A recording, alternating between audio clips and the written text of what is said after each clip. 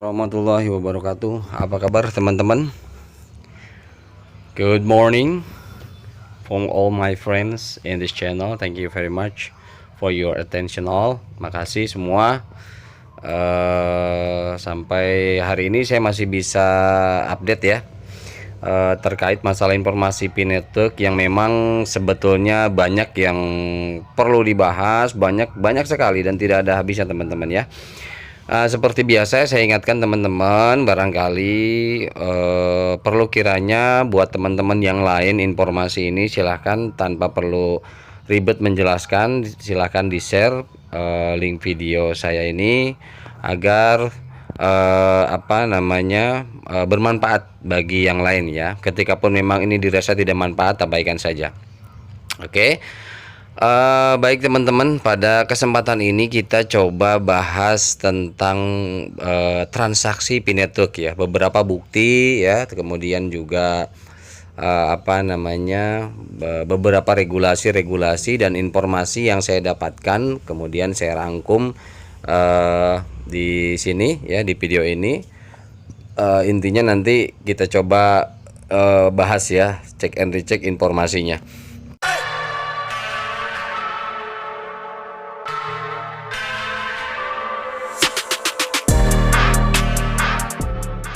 Oke, yang pertama yang kita coba bahas ini tentang, karena beberapa teman yang lain ya, ada yang belum mengerti dan betul-betul memahami mainnet tertutup ini seperti apa dan bagaimana ya. Ada beberapa teman yang lain mungkin berpikir bahwa ya intinya barter aja udah gitu kan. Sekarang masanya barter dan nggak tahu kedepannya seperti apa. Ada yang seperti itu teman-teman ya. Nah, kita coba sharing di sini, berbagi ya. Jikapun memang ini tidak baik adanya, saya pikir next aja, dilewat saja ya video ini. Oke, ini tentang close mainnet atau mainnet tertutup teman-teman ya. Nah, pengertian mainnet tertutup itu ya, kita sharing adalah sebuah transaksi yang hanya dilakukan oleh komunitas ya. Ini tidak umum teman-teman ya. Sharing yang dilakukan oleh komunitas, tentunya kita ini di P-Network ya, yang dilakukan oleh komunitas atau tidak umum ya, tidak publik. Transaksi yang dibatasi juga dengan metode barter antara komunitas saja. Nah, tidak bisa kita barter dengan yang bukan komunitas, nggak bisa, karena dia menerima Pi-coinnya pakai apa, kan harus terdaftar sebagai komunitas P-Network gitu kan, seperti itu.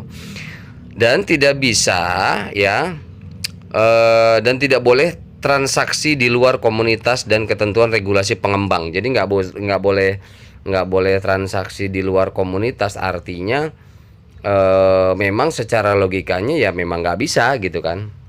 Intinya memang nggak bisa. Atau ada mungkin yang dia bukan pionir, tapi dia sudah melakukan perjanjian dengan pionir misalkan, untuk dengan berbagai cara lah intinya. Di luar itu dah, kalau ketika ketahuan ya nanti bisa-bisa akunnya disuspend teman-teman ya, seperti itu. Intinya ada regulasinya ya, tertutup itu khusus komunitas saja. Barter yang dilakukan hanya mencakup pertukaran kripto dengan barang dan jasa ya. Jadi hanya dua macam itu saja untuk saat ini, dibatasi barang dan jasa, untuk menciptakan nilai pada CoinPi. Namun dengan memiliki dasar konsensus global jadi kita melakukan transaksi itu untuk menciptakan value daripada CoinPi. Nah, tapi memiliki dasar konsensus global yang kemarin sudah kita sepakati, dan global juga tahu ya, seluruh negara juga tahu bahwa berapa konsensus globalnya kemarin ya, di 314.000 sekian ya. Itu antar komunitas globalnya ya, untuk mengacu pada hasil value yang disepakati dan diharapkan sebelumnya. Memang untuk value sebelumnya ya, konsensus global itu kan secara verbal ya, kesepakatan secara verbal, secara belum real transaksi, karena belum ada yang bertransaksi saat itu. Akhirnya sepakat di konsensus global, harga sekian, seperti itu ya teman-teman ya. Oke. Nah, itu untuk pemahaman atau pengertian daripada mainnet tertutup teman-teman ya. Nah, kemudian sekarang VeChain Mall Indonesia registration teknik. Nah, ini untuk teknik informasi ya. Ini informasi teknik pendaftaran P-Chain Mall Indonesia nanti ketika SDK sudah dibuka. Nah, nanti SDK apa itu SDK nanti kita bahas. Ya, SDK sudah rilis ya. Kemudian P-Chain Mall Indonesia sudah open ya. Nah, ini teknik registrasinya seperti ini teman-teman. Yang pertama, order diterima pada fase ini tentunya sama P-Chain Mall ya. Vendor memiliki waktu 1 kali 24 jam untuk mengkonfirmasi kesanggupan untuk mengirimkan barang. Nah, ini untuk vendor ya. Nah, ini regulasinya ya. Teknik-teknik regulasi dan registrasinya. Kemudian yang kedua, orderan dikirim pada fase ini ya. Vendor memiliki waktu 3 kali 24 jam untuk menginformasikan bahwa barang sudah dikirim dengan cara menuliskan resi pengiriman di detail pesanan. Nanti di aplikasinya kan ada detail pesanan. Jadi apa namanya, resinya itu udah ada, kita tinggal lihat aja nanti. Nah, kemudian selanjutnya ekspedisi yang digunakan itu bebas ya. Untuk di Indonesia ini kita bahas untuk Indonesia, bukan luar ya. Nah, baik itu Pos Indonesia, Jet Express, JNE, Tiki, Si Cepat, Ninja Express, Indah Logistik, Kargo dan lain-lain. Ya, itu informasinya. Kemudian untuk pesanan jarak dekat ya, untuk pesanan jarak dekat yang diantar menggunakan layanan ojek online. Nah, nomor resi itu bisa diganti dengan nomor telepon kurirnya. Nah, nanti mungkin ya seperti apa namanya, ketika kita ada mau pengecekan nanti bisa sama vendornya itu dikirim nomor resinya oleh nomor kurir. Jadi kita bisa kontak kurirnya seperti itu ya teman-teman ya. Oke, poin selanjutnya masih nomor 2. Ini untuk barang digital, vendor tidak perlu mengatur biaya kirim barang atau pilih free delivery ketika listing barang. Nah, jadi nanti kalau misalkan kan kadang-kadang kita kalau belanja online ada free delivery ya, seperti itu. Jadi itu nanti bisa dicantumkan di aplikasinya. Nah, itu untuk apa namanya, teknik P-Chain Mall ya. Kemudian yang terakhir, barang diterima pada fase ini, customer diwajibkan untuk klik konfirmasi terima barang di aplikasinya nanti. Jadi ketika sudah ganti barang ya, ketika sudah diterima barang nanti, nah kita itu di aplikasinya ada untuk tombol konfirmasi terima barang, itu wajib ya, itu harus diterima. Karena kenapa? Nah, itu akan tercatat sebagai clear transaksi. Jadi sudah selesai diterima barangnya, otomatis nanti akan tidak terpending lagi statusnya. Jadi sudah clear dan masuk ke transaksi buku besar blockchain ya. Agar Pi yang tertahan di wallet P-Chain Mall bisa diteruskan ke saldo akun vendor di P-Chain Mall, seperti itu ya. Jadi sama seperti sebenarnya tekniknya seperti kita di marketplace lokal yang sudah ada ya, marketplace fiat. Itu memang seperti itu, ketika kita pakai tanda terima itu sudah sudah diteruskan uangnya ke penjual, seperti itu teman-teman. Oke. Nah, selanjutnya ini yang perlu kita pahami adalah ekosistem antara open mainnet dan close mainnet. Ini juga harus kita pahami juga teman-teman ya. Apa itu sebetulnya ekosistem antara open mainnet dan close mainnet? Nah, ada juga yang belum paham mungkin teman-teman ya. Setelah masuk jaringan terbuka dalam hal ini adalah open mainnet global ya nanti. Jadi kita tentunya open mainnet ini menyangkut kepada listingnya koin kita di bursa kripto.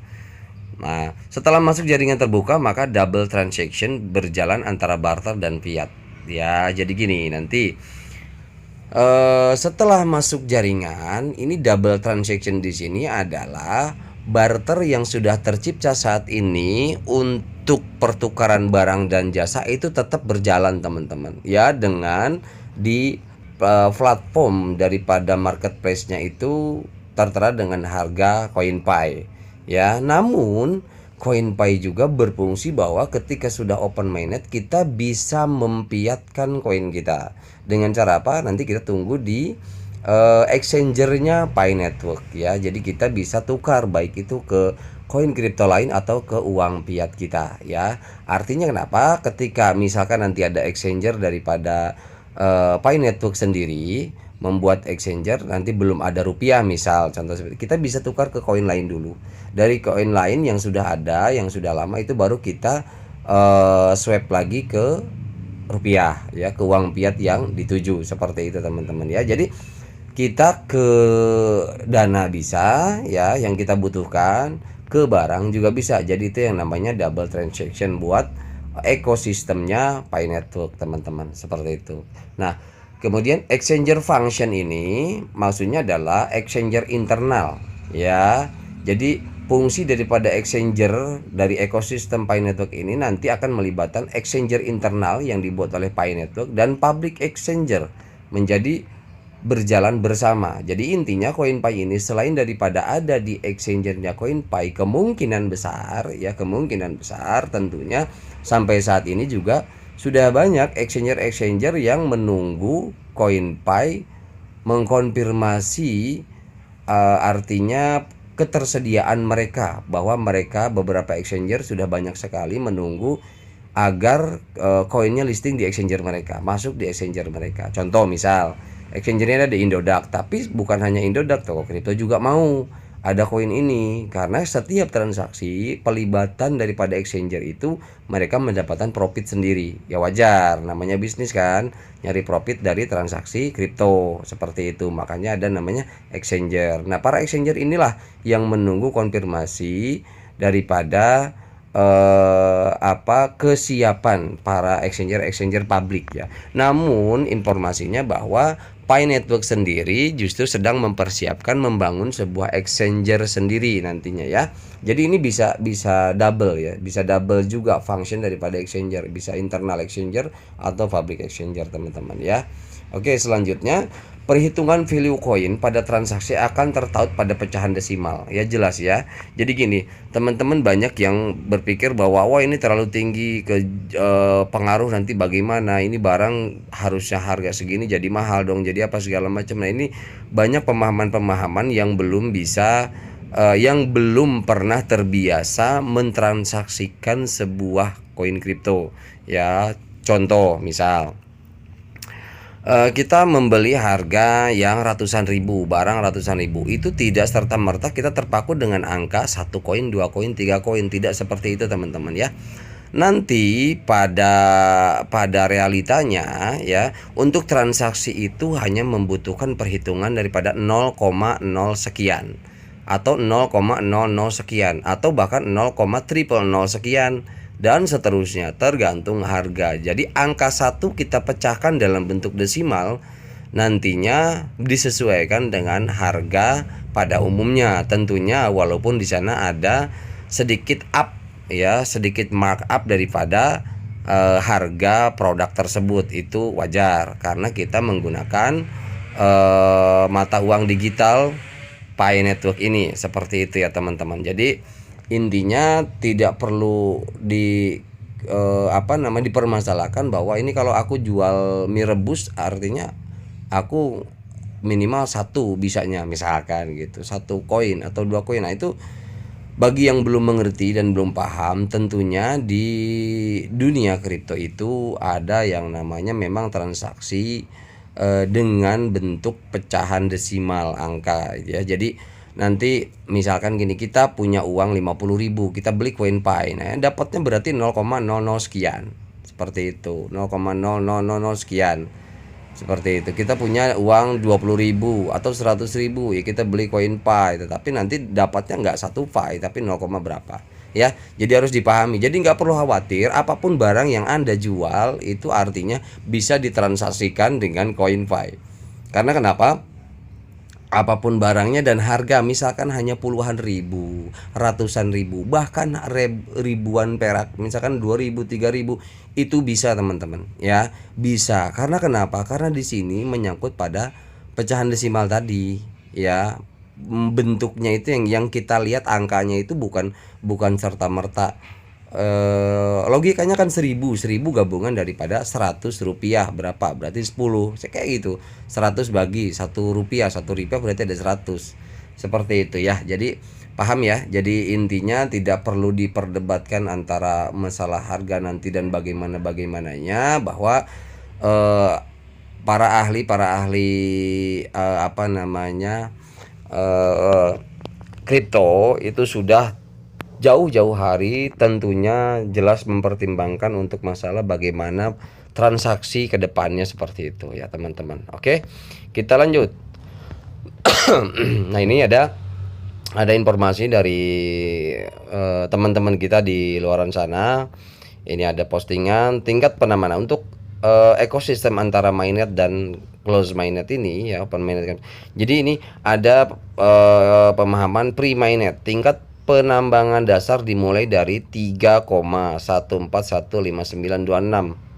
pi per jam ya, dan berkurang setengahnya setiap kali jaringan perintis yang terlibat bertambah besar dengan faktor 10 kali mulai dari 1000 pionir.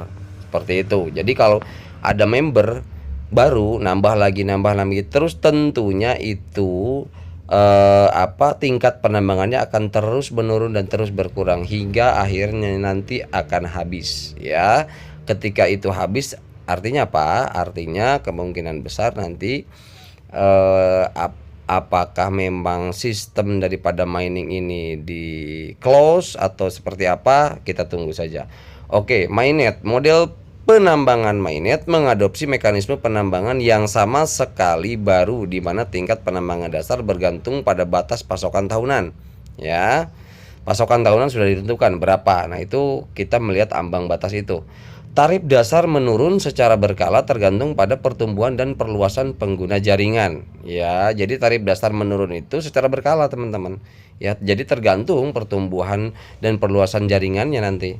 Perintis dapat meningkatkan tingkat penambangan mereka dengan sebagai kontribusi untuk proyek tersebut. Jadi kalau misalkan teman-teman mau meningkat penambangannya dan hash rate-nya lebih cepat, makanya di sini ada yang namanya menggunakan kode referral. Nah, ini bisa membantu teman-teman main solo dengan yang dia punya referral 500 orang ya, income untuk rate koin Pi hariannya itu berbeda jelas. Kalau main solo mungkin 0,04 ya per jam.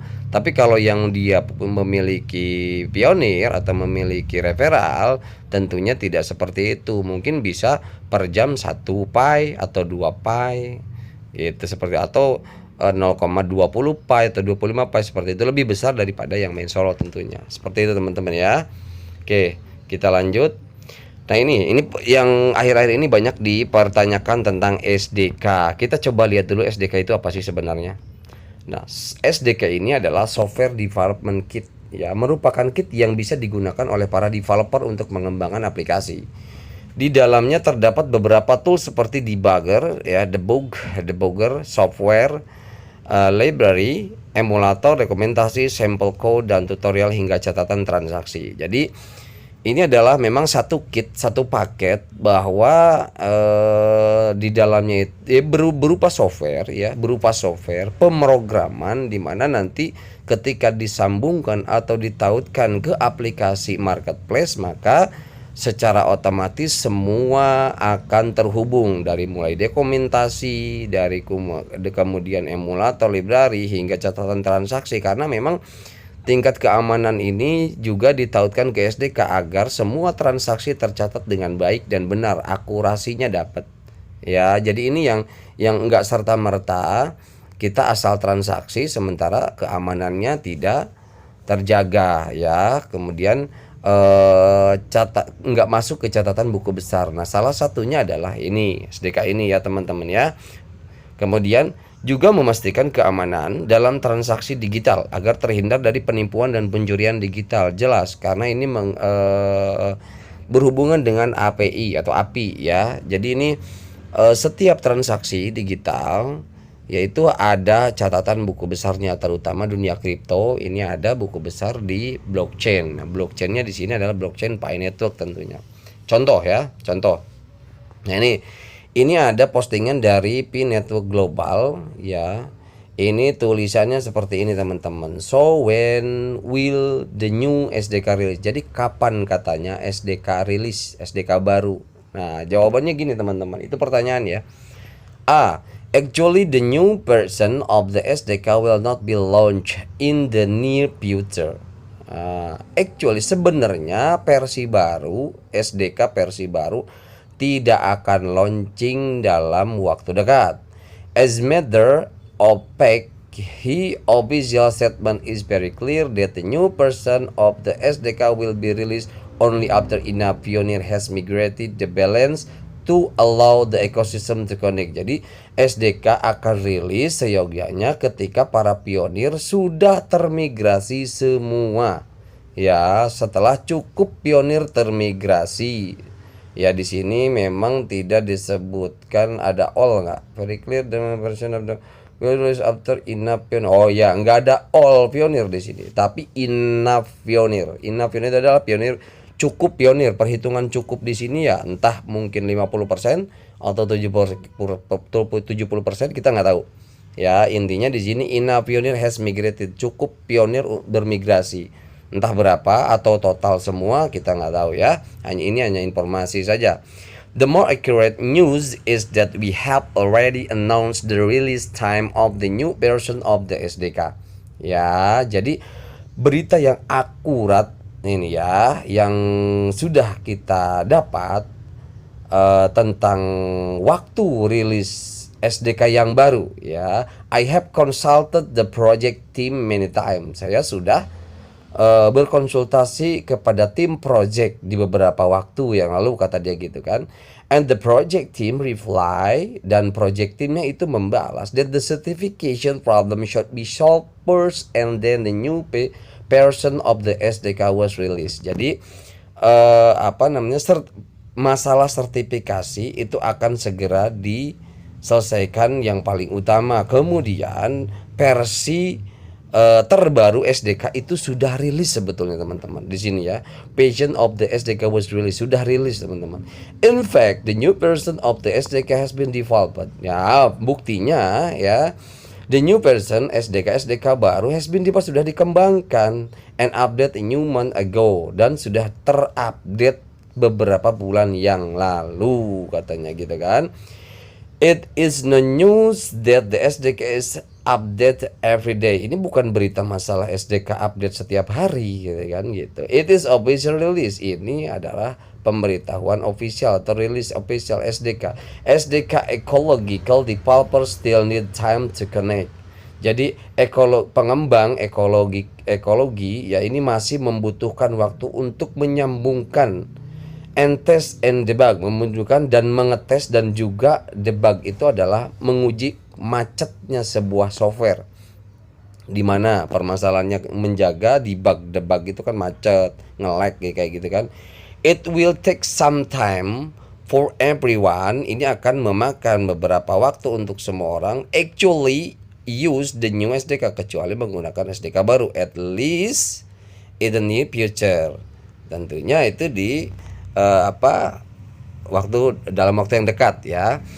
The SDK release is already on the way and will definitely come. SDK rilis ya, siap rilis, sedang di jalan, intinya ya bentar lagi lah. And will definitely come, ya akan segera ya, sesegera mungkin hadir atau muncul ya.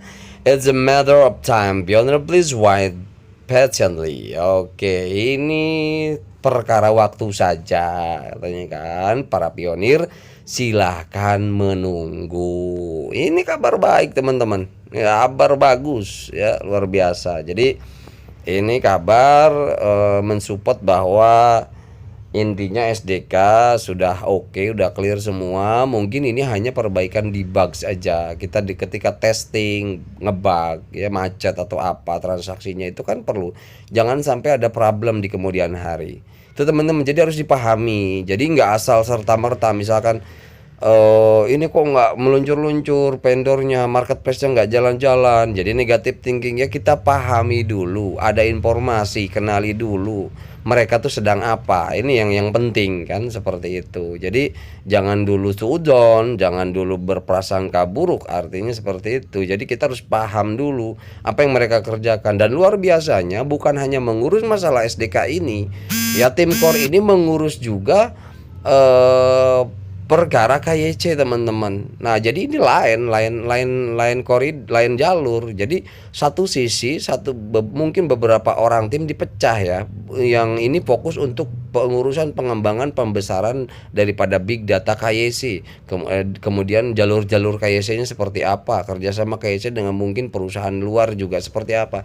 Satu sisi juga ada grup yang dipecah. Pecahan keduanya ini fokus di SDK. Bagaimana testing dengan marketplace. Wah, pokoknya luar biasa teman-teman. Jadi kita yang harus memahami, makanya kan susah ketika kita berbicara dengan orang awam dan belum pernah mempraktekkan bagaimana cara menyambungkan SDK, bagaimana cara membuat sebuah jaringan digital antara komputer yang satu dengan komputer yang lain, ya, mulai sederhana dari jaringan LAN misalkan, menyambungkannya seperti apa. Ya, itu yang klasik lah intinya, yang zaman dulu kan seperti itu. Bisa paralel ini dan ini seperti apa. Jadi kalau memang itu pun yang basic seperti itu pun belum pernah melakukan atau belum tahu, nggak ngerti, ya wajar kalau hal kayak gini jadi apa namanya, ya jadi negative thinking ya gitu teman-teman. Oke, kita lanjut lah ya. Oke, info perusahaan dunia yang sudah bergabung dengan Pi Network. Nah, ini ada info juga perusahaan dunia yang sudah bergabung dengan Pi Network. Apa aja? Oke. Nah, ini bisa lihat ya. Yang pertama ini ada apa itu? Mercedes-Benz. Yang pertama yang di garis merah pertama itu Mercedes-Benz ya. Kemudian yang kedua Toyota ya. Ini adalah base ya, base data.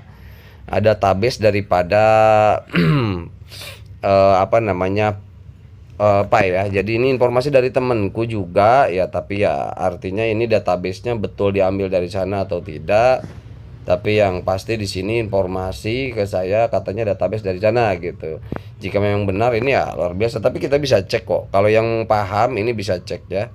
Untuk tax number-nya seperti itu. Oke, maaf, sorry. Kemudian apa namanya, jaringannya seperti apa ya. Nah, ini yang kedua Toyota, yang ketiga apa ini, Gucci ya, Gucci. Kemudian Tesla ini sudah ready join dengan Pi Network, sudah terdaftar, sudah oke. Kemudian Adidas ya, kemudian Zara ya, Mercedes-Benz udah tadi ya. Jadi ini perusahaan-perusahaan dunia yang sudah besar ya, bukan perusahaan ecek-ecek, bukan perusahaan kecil. Jadi ini sudah join dengan Pi Network. Jadi di belakang Pi Network ini bukan perusahaan kecil teman-teman. Jadi bukan tukang teri ya, bukan tukang ikan asin gitu. Jadi ini perusahaan besar. Jadi ya artinya apa? Kita hormati dan kita hargai. Ya, daripada project ini tidak serta-merta kita mengeluarkan asumsi-asumsi yang memang di luar daripada ahlinya, di luar daripada kemampuan kita. Ya kalau seperti saya nggak mampu apa-apa, ya sudah saya bilang nggak mampu. Saya nggak ngerti, ya saya bilang nggak ngerti. Saya ngikutin aja, ya sudah ngikutin aja. Jadi jangan berasumsi. Jadi kita seperti saya di sini video selalu saya sharingkan apa yang saya dapat. Benar dan tidak ya kita cari sama-sama pembenarannya. Jadi video saya jangan dimakan letterlek, jangan saklek begitu aja.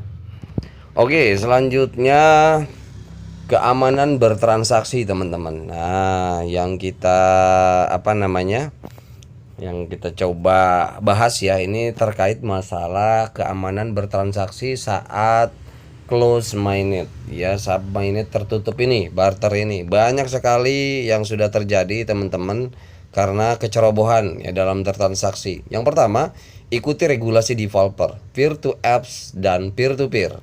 Nah, dua hal itu yang sudah termaktub di regulasi developer boleh dilakukan, tetapi ada beberapa catatan.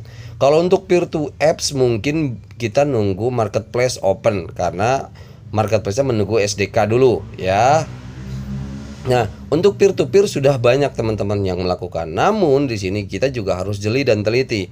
Harus hati-hati, jangan sampai kita melakukan peer to peer tetapi ada beberapa hal yang dilakukan kesalahan ya, karena memang ada regulasinya peer to peer juga ya. Peer to app itu menunggu rilis SDK yang tadi kita bahas. Kemudian peer to peer pastikan keamanan transaksi mulai dari produk, alamat dan lain-lain. Ini harus diperhatikan. Nah, kemudian hitung kos yang harus dikeluarkan, jangan terburu nafsu. karena kita belum tahu clear listing di exchanger nanti berapa untuk karena ini kan konsensus tingkatan global ini baru perbal saja ya, baru komit hitam putihnya daripada di luar realnya di apa namanya di bursa ya, bursa kripto ya. Oke. Nah, ini salah satu postingan dari Ida Made Cipta Ahyarta katanya. Ini namanya ya, admin. Nah, ini pengumuman penting khusus grup ini mengingatkan, ini dalam grup ya postingan ini ya, grup Facebook. Mengingatkan sudah ada terjadi penipuan oleh oknum vendor yang jahat yang tidak mengirimkan barang kepada pihak pembeli, tapi Picoin sudah terlanjur ditransfer ke wallet penjual. Dan hal ini sangat merugikan. Maka demi kenyamanan pembeli dan penjual, admin punya tips yang bisa digunakan untuk meminimalisir tindakan penipuan ini, yaitu yang pertama. Nah, ini dia ngasih solusi nih, ngasih cara nih. Kedua belah pihak sebelum sepakat barter wajib untuk saling lakukan video call ya terlebih dahulu, dan jika salah satu tidak berkenan maka batalkan kesepakatan. Jadi video call mungkin dengan cara ketika video call kita record mukanya, itu kita record ya, kita rekam seperti itu atau screenshot minimal. Kemudian yang kedua, pihak penjual dan pembeli ya wajib bertukar foto KTP ketika kesepakatan telah menjadi, sehingga jika ada yang dirugikan maka bisa dilaporkan kepada pihak yang berwajib ya. Ini adalah tips dari admin, dan pihak admin tidak bertanggung jawab dengan segala resiko yang bisa terjadi ketika barter peer to peer. Nah, ini jadi ini tips ya, dia ngasih tips karena ada beberapa kejadian yang sudah mengirimkan CoinPay tapi barang tidak dikirim, dan CoinPay sudah terlanjur dikirim. Sementara itu tidak bisa dibalikan kecuali dengan orangnya sendiri. Orangnya kalau misalkan nggak bisa dihubungi atau kabur bagaimana? Nah, ini jadi perkara ya. Oke, selanjutnya ini ada juga di luar ya. Ini sudah ada diartikan, selama berada di enclosed mainnet atau mainnet tertutup, Anda hanya dapat menggunakan Pi untuk membeli barang dan jasa. Jika Anda mencoba untuk menjual Pi Anda, nah maksudnya menjual ke uang fiat ya, Anda memiliki peluang yang sangat bagus untuk kehilangan akun Pi Network Anda bersama dengan pembeli secara pribadi jika Anda mencoba menjual Pi Anda kepada uang fiat tentunya. Jadi nggak boleh ya. Kalau ketahuan wis yang penjual sama pembeli bablas ya. Dah langsung di ban Pi Networknya. Ngeri ya. Jadi teman-teman hati-hati untuk transaksi, tolong transaksi ini ditahan dulu. Maksudnya dalam arti ditahan tuh jangan tergesa-gesa. Ketika pun memang segera membutuhkan peer to peer, teman-teman mau melakukan peer to peer, itu harus beberapa yang harus dipertimbangkan dan harus diperhatikan agar tidak terjerumus kepada zona penipuan ya, karena udah banyak memanfaatkan untuk mendapatkan koin Pi ini, sudah banyak sekarang kejahatan-kejahatan ya teman-teman ya. Oke, selanjutnya bukti transaksi peer to peer sudah berjalan. Nah, ini salah satu buktinya teman-teman ya. Sini sudah ada. Jadi ada di mana tuh, di Palembang ya, di Palembang ini ada motor Raze apa ya, tahun 2018 second tentunya. Dia cuman bayar berapa ini. Nah, ini nih teman-teman. Nah, yang ini nih. Nah, yang ini nih teman-teman. Ini dibayar dengan 0,035 ya. Harganya 15 juta kalau dirupiahin. Jadi ini bayar 0,035 pembayaran di Indonesia ini ya. Nah, kemudian ini di luar mobil ya, transaksi mobil. Ini apa ini? Nah, 0,0015 Pi mobil ini. 0,0015 Pi. Berarti setara dengan $150 saja. Nah, ini lebih parah, lebih gila nih. Mobil hanya cuman nggak nyampe 2 juta nih. Ya 2 juta, iya. Wah, ini 2 jutaan lah, 2 jutaan lebih. Waduh, mobil apa ini, luar biasa. Nah, ini juga teman-teman ya, transaksi juga. Ini audio mobil ya. Banyak sekali. Nah, ini Sukabumi. Untuk Sukabumi ini untuk daftar dicatat ya, siapa saja yang mau ngambil mobil ini sudah dicatat kalau di sana ini mainnya apa namanya di kolektif ya. Nah ini di Vietnam ke iPhone ya, vendor iPhone ini fokus di iPhone di Vietnam sudah ada, dan ini ada beberapa, dan ini juga Dorisin ya, Dorisin itu yang mengelola ya, yang mengelola tingkat global petinggi dari P-Chain Mall. Ini dia juga melakukan barter ya, melakukan pembelian 2 buah handphone dengan membayar cukup dengan 0,001014.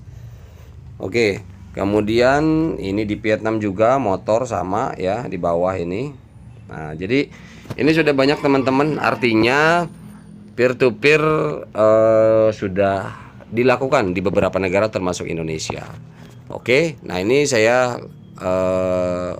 video ya, beberapa video untuk bukti bahwa sudah dilakukan peer to peer. Oke, terima kasih, itu aja yang dapat saya sampaikan. Assalamualaikum warahmatullahi wabarakatuh.